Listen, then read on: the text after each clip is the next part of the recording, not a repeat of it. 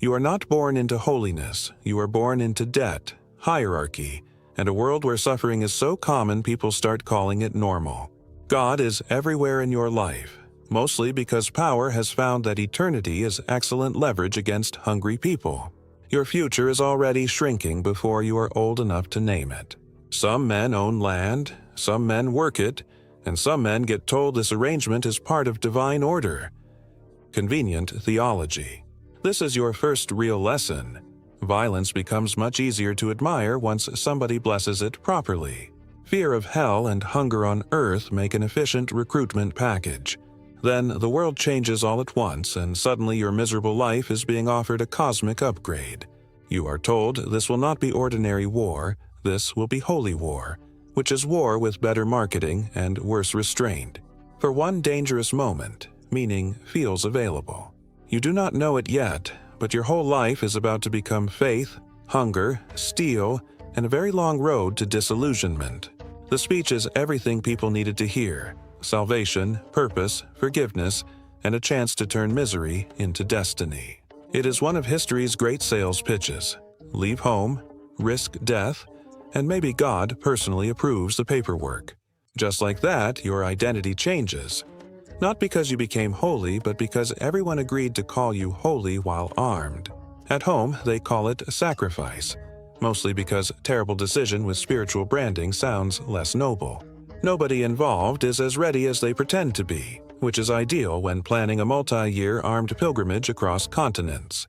The crusade attracts everyone: the pious, the ambitious, the desperate, and the professionally violent. A healthy mix. Religion and warfare lock hands so tightly here they start looking like the same institution wearing different hats. You leave behind a life that was hard, familiar, and at least geographically convenient. The holy mission survives its opening scene by immediately becoming tired, underfed, and disorganized. You set out for God, glory, and Jerusalem, and the road is already trying to kill you before the enemy even gets a turn. The first truth of crusading is simple. Before it becomes holy war, it becomes logistics, and logistics hates everyone equally. Hunger arrives early, because grand spiritual ventures rarely budget properly for reality. You are technically a pilgrim, but from the outside, you mostly look like armed trouble with religious accessories. Piety weakens noticeably the moment bread becomes scarce. God remains present, unfortunately so do infection and terrible sanitation. Leadership begins exactly as expected, with men of rank disagreeing confidently while everyone else gets thinner. This is the moment your holy journey remembers it is also heavily armed and deeply unwelcome. You expected revelation, but mostly it feels like terror with a sword in it. Every cause looks organized in a sermon and completely improvised beside a corpse. You have finally begun the crusade properly, and already the gap between faith and reality is opening like a wound. The march keeps going because turning back would force everyone to admit faith is not a substitute for planning. Hunger begins dissolving holiness at an impressive speed. Leadership remains deeply committed to discussing disaster rather than preventing it. Nothing strengthens belief in divine purpose quite like dying from camp filth 3 countries away from home. The line between pilgrim and predator gets very thin once the bread runs out. Holy mission or not, burned food still smells exactly the same. Then at last you reach something worthy of the promises. A real enemy, real walls, and a real chance to die for symbolism. A siege is what happens when salvation gets delayed by masonry. Morale is fed the usual way, with speeches for the men and certainty for the ones giving them. You have crossed half the world for God, and now God apparently wants you to dig. The holy war settles into its natural form, exhausted men doing violent construction under supervision. The city contributes its opinion by dropping it from above. Nothing says spiritual purity like a sermon delivered next to a siege latrine. It turns out righteousness drinks a lot more water than expected. Knighthood becomes strangely democratic when everyone can die climbing the same ladder. Once the wall opens, theology steps aside and lets panic do the steering. Victory enters cities the same way plague does, quickly, violently, and with no interest in nuance. This is the uncomfortable part where holy purpose and ordinary brutality become visually indistinguishable. You expected transcendence and got slaughter with liturgy attached. The city is taken. The prayers were answered, and the answer looks suspiciously like horror. Then comes the sacred contradiction. Men kneeling in devotion a few steps away from what they just did in God's name. Once victory is secured, holiness immediately develops a property dispute. The hierarchy survives every battle beautifully, almost as if it was the point. Men can share a holy objective for years and still start snarling the second the reward becomes visible. Triumph is less impressive when your body has already filed a complaint. History loves the sacred headline and quietly misplaces the cleanup. This is where doubt enters properly, not as heresy, but as memory refusing to stay obedient. You begin to understand that faith can survive war, but innocence rarely does. The crusade has achieved something enormous, which is an elegant way of saying irreversible. You came looking for salvation, and so far it mostly feels like possession, exhaustion, and morally expensive success. Victory settles badly, because conquering a holy city turns out to be much easier than governing one without immediately ruining everything again. The sacred mission now develops administration, which is just greed wearing parchment and seals. You were promised liberation, but from the ground, it mostly looks like armed confusion with new management. Occupation teaches a useful lesson. The enemy does not disappear when the gate falls. It just stops wearing armor all the time. Men can march across continents for heaven and still bicker like merchants the moment real estate becomes available. Peace here lasts exactly as long as nobody remembers they hate being ruled by strangers. Holy war ages into urban policing with a higher chance of stabbing. This is the part songs skip, because awkward armed occupation sounds much less heroic than conquest. You begin to realize holy places remain holy mostly to everyone, except the men trying to control them. You won the city, and now the city begins the slower work of unmaking your certainty. Then comes the second correction. Taking the holy city did not end the war, it simply made the map more complicated and the excuses more exhausted. Crusading has many spiritual themes, but dehydration remains the most persuasive. By now, politics has invaded the mission completely, because even sacred wars eventually need translators and compromise.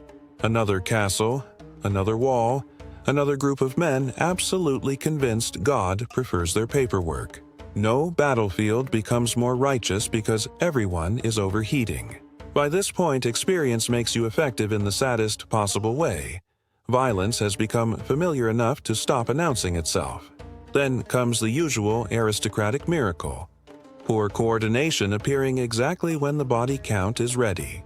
Faith becomes very portable when packed inside symbols and surrounded by terrified men. Nobody calls this defeat if enough people still have titles afterward. You are still alive, which crusading increasingly treats as a technical miracle and never as a warning. Eventually, every holy campaign matures into a room of offended men insisting their version of failure deserves command.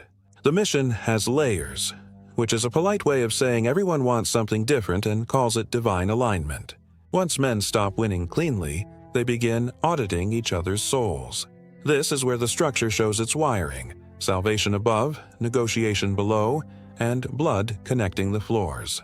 Holiness remains important, of course, but never quite important enough to interfere with advantage. The dream that launched you is still technically alive, it just now travels under armed bureaucracy. And there it is, not sacred destiny, just men defending what they took and calling it stewardship. By now you understand the crusade perfectly.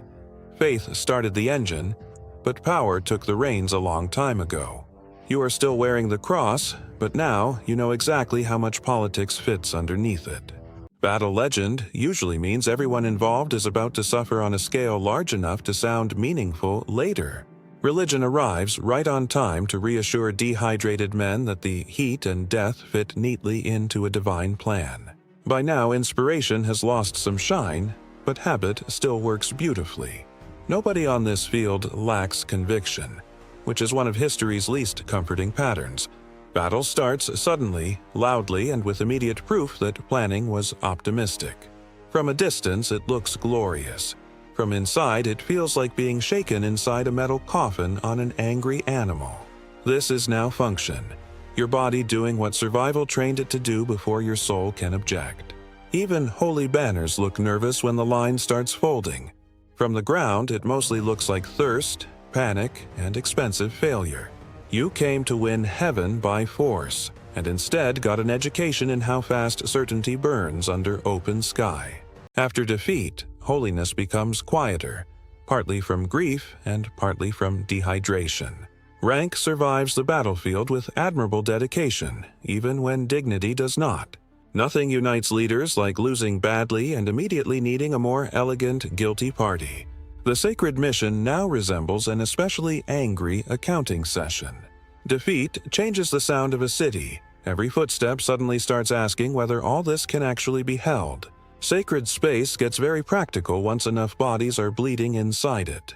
You finally say aloud what many are thinking: if God approved this plan, the messaging department needs work. And there it is again, the hidden engine under the crusade. Not purity, not destiny, just power trying not to lose its holdings.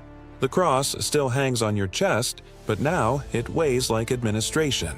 You are still part of the cause, but the cause now looks a lot like exhausted men defending old decisions. Once the dream decays fully, war becomes maintenance. Harsh, repetitive, and suspiciously similar to every other armed disaster in history. By now, the Holy War has matured into the efficient punishment of everyone unfortunate enough to live near it. Then comes the ugliest assignment of all, taking from the desperate because your side also needs to keep functioning. This is the part where morality gets very quiet and logistics starts shouting. Heroism here is not victory, it is reducing harm in a machine designed to produce it. Authority always finds compassion admirable until it affects inventory. This is where the Crusader finally sees himself clearly, not as savior, not as villain, but as a man kept moving by oath, fear, and inertia, long after belief stopped leading. The mission that once looked eternal now appears painfully human, confused, brutal, and very interested in pretending otherwise. The war continues because wars like this do not need purity to survive, only structure, memory, and enough men still afraid to leave. You took the cross to find redemption, and instead found the oldest truth in politics: power loves sacred language almost as much as it loves staying power. Time does not redeem the crusade, it only teaches us how to live inside its damage. You are now what younger men call seasoned, which is a flattering word for spiritually overcooked. To them, you still look like proof that the story works, which is adorable in the bleakest possible way. The system asks survivors to teach the intake because trauma with credentials counts as expertise. No sermon ever mentions how much salvation depends on water, timing, and not trusting optimistic nobles. The body keeps the score long after ideology stops pretending to. Duty returns exactly the way it always does, dressed as necessity and carrying someone else's confidence. The language never changes, only the faces saying it and the graveyards proving otherwise. You no longer ride for glory, only because stopping would require admitting what all of this became. You have become what once inspired you most, a warning accidentally mistaken for a legend. Home survives technically, which turns out to be different from home waiting for you in any meaningful way.